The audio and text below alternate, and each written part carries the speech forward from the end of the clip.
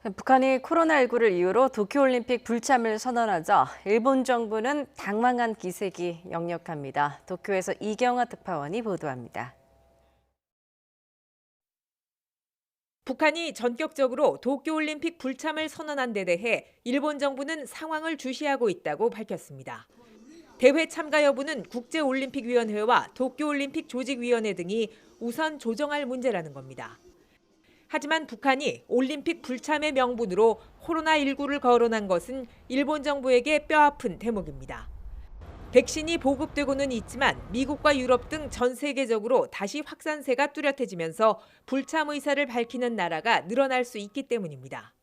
調整ということでありますから、それを注視して政府としては東京大会について多くの国地域に参加いただけるよう感染対策を含め環境整備に引き続き努めてまいります。 북한이 불참을 공개적으로 밝히면서 올림픽을 계기로 일본인 납치 문제 해결 등 관계 개선을 추진하려던 일본의 구상도 실현이 어려워졌습니다.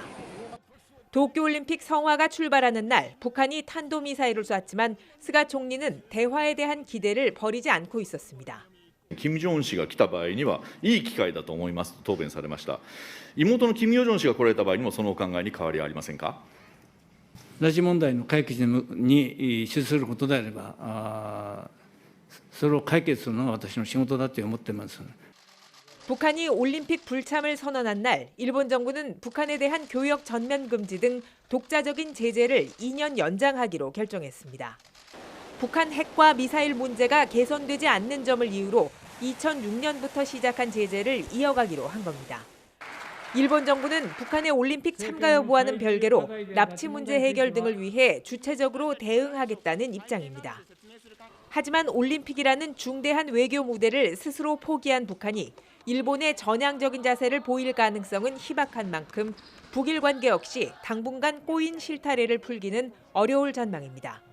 도쿄에서 YTN 이경아입니다.